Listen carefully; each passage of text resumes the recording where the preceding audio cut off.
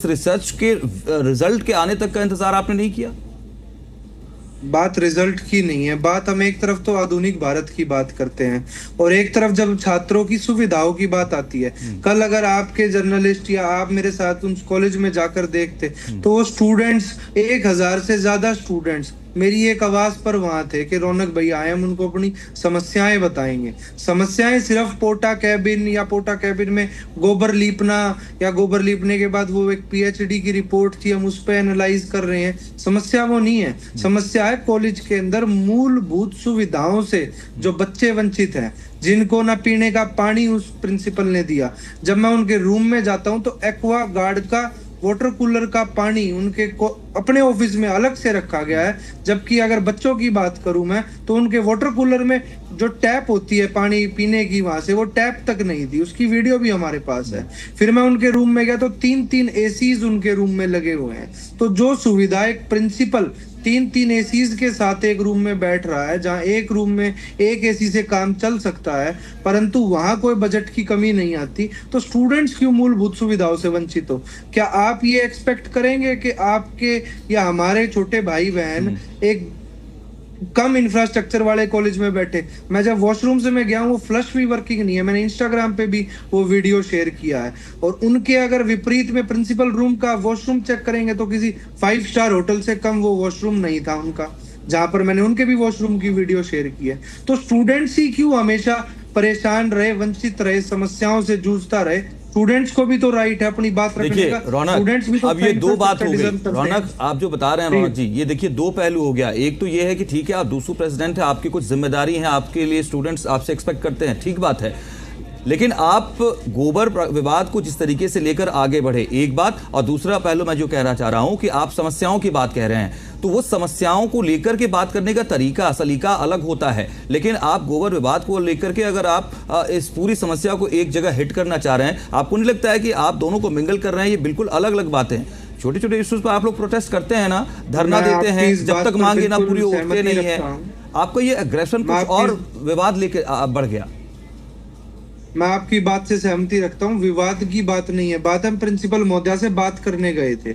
मेरी बहनों ने मुझे बताया जो उस कॉलेज में पढ़ रही हैं कि मेरे जाने से पहले तो मैडम कॉलेज में अपने रूम में थी।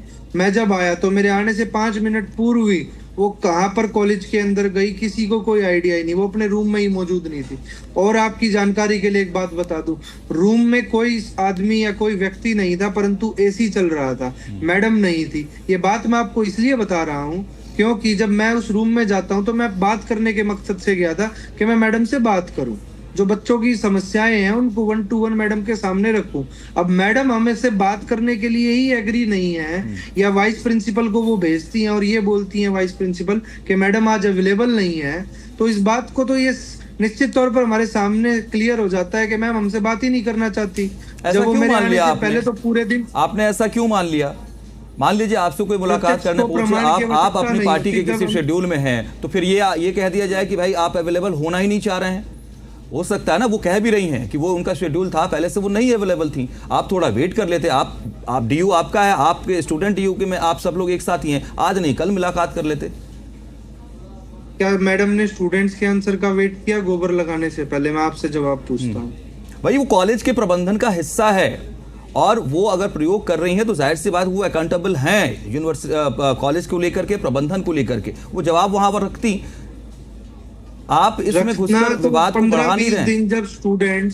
15-20 दिन जब स्टूडेंट्स उन क्लासरूम में बैठ के गोबर वाली क्लासरूम में महक को छुपाने के लिए भी उन्होंने अपनी क्लासरूम के अंदर अगरबत्ती और धूप बत्ती का प्रयोग किया है कि महक ना आए और ये प्रूव नहीं हो कि ये गोबर है। आपने शायद वाइस प्रिंसिपल की वीडियो नहीं देखी जो पीटीआई न्यूज चैनल के माध्यम से शेयर की गई। उसमें उन्होंने मुझे ही झूठा साबित करने के लिए यहाँ तक कह दिया कि वो तो गोबर ही नहीं था। नहीं, वीडियो और तथ्य सारे विजुअल्स हम इस इंटरव्यू के दौरान भी साथ में रख रहे हैं मैं, लेकिन जो तस्वीरों में मैं देख पा रहा हूं, वो जो आपने कहा ना कि स्टूडेंट्स की समस्या और वो सारी चीजों को लेकर के आप गए वहां पर, वो अग्रेशन वहां नजर आ रहा है। यहाँ गोबर विवाद पर बहुत आप स्पेसिफिक नहीं सेटल हैं।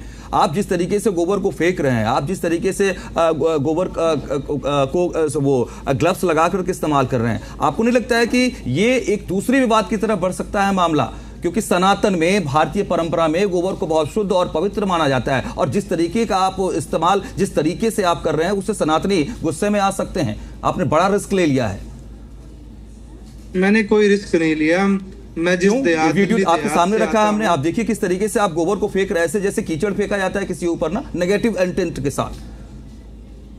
ग्लव्स लगा रहे हैं, गोबर को आप हाथ से छू लेते, नंगे हाथ से छू लेते, वो शुद्ध होता है, भारतीय परंपरा में पूजा पाठ में इस्तेमाल होता है। नहीं, आप ग्लव्स लगाकर इस्तेमाल कर रहे हैं उसको। नहीं, वो छात्रों का आक्रोश है। और जिस देहात से मैं आता हूँ, तो इसी मिट्टी से जन्म लिया, और इसी मिट्टी में जिस देहात से मैं आता हूँ, हमारे खुद घर में भैंस और गायें हैं।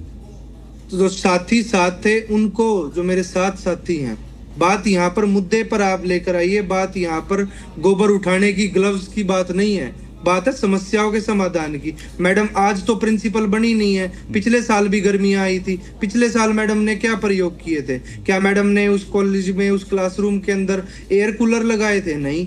इसी गर्मियों की क्लासरूम्स में मेरी बहनें पढ़ी हैं।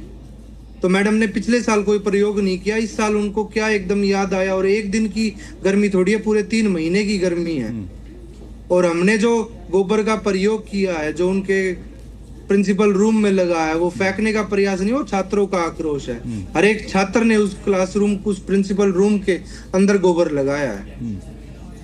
रौनक, आप तोड़फोड़ करते नजर आ रहे हैं विजुअल्स में, आप एस्बेस्टस तोड़ते नजर आ रहे हैं, आप रूफ स्टिक्स जो है उसको तोड़ते नजर आ रहे हैं। क्या इससे आप अपने विंग को ये कन्वे करना चाह रहे हैं कि किसी भी बात की समस्या का समाधान में देरी हो रही है तो इस तरीके से एक्ट करें? आपके साथ है ना विंग, और वो सीखेगा आप समस्या की देरी। क्या आप उम्मीद करेंगे टूटी हुई क्लासरूम में बच्चे पढ़ेंगे? एक ही महीने पहले अभी एसपीएम कॉलेज की घटना हमारे सामने आती है, 2 लड़कियों के ऊपर रूफ गिरती है, ऐसी ही टूटी हुई छत थी। जब तक छात्र आक्रोश में नहीं आते, प्रशासन की आंखें ही नहीं खुलती। छात्र राजनीति हमेशा से प्रशासन की आंख खोलने के लिए रहा है। एसपीएम कॉलेज में जब 2 लड़कियों के ऊपर छत गिरी, क्या आज तक उसके लिए कोई अकाउंटेबल साबित हुआ है? नहीं। हमने आवाज उठाई, हमने सारी मांगे वीसी साहब के सामने रखी, पर आज तक उसके लिए कोई अकाउंटेबल साबित नहीं हुआ। क्या आप छत गिरने का वेट कर रहे थे? जो 2 बच्चियों के ऊपर एसपीएम कॉलेज में जिस प्रकार से टीन शेड की छत गिरी है, वो कुछ महीने बाद लक्ष्मीबाई कॉलेज का हाल होता, जब कोई मीडिया उस चीज को कवर नहीं करता। हमारी तो मांगे जायज है, हमारी मांग जायज है कि क्लासरूम्स का इंफ्रास्ट्रक्चर ठीक किया जाए।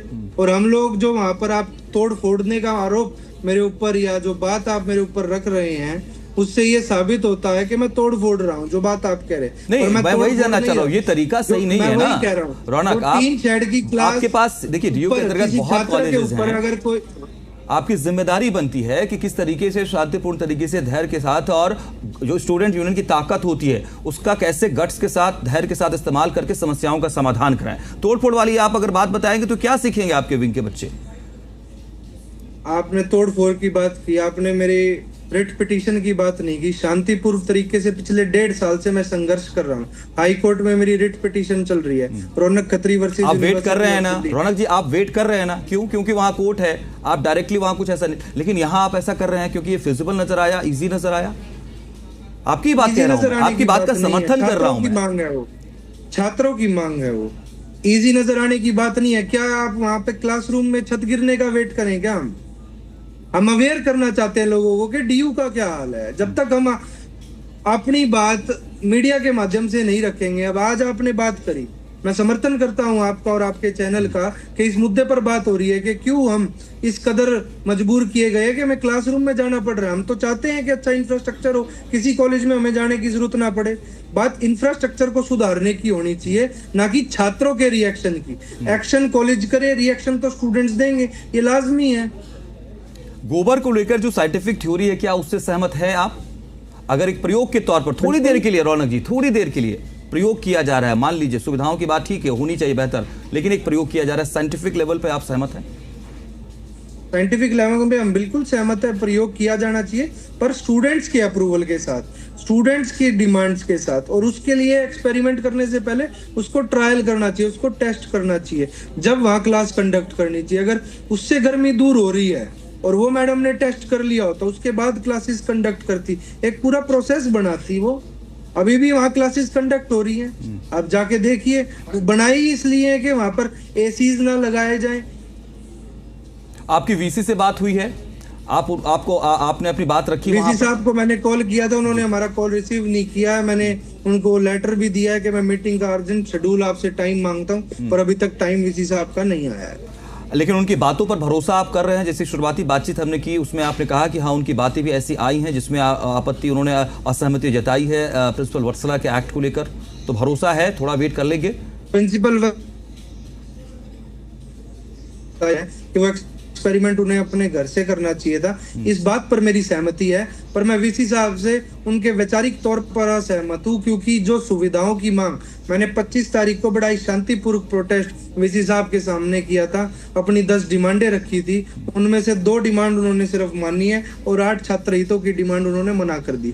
जब भी मैं उनसे मिलता हूँ वो हमेशा ये कहते हैं, मुझे आश्वासन देते हैं कि बेटा हम स्टूडेंट्स के लिए हम आपकी सारी समस्याओं का समाधान करेंगे। जब बच्चों को कॉलेज के अंदर पीने का पानी तक नसीब नहीं हो रहा तो हम क्या उम्मीद कॉलेज प्रशासन से आगे कर सकते हैं? ये दिल्ली विश्वविद्यालय का हाल है जिसको कोई भी स्टूडेंट मना नहीं कर सकता, परंतु हाँ प्रशासन जरूर मना कर देगा कि ऐसा नहीं है, पर हकीकत जमीनी यही है।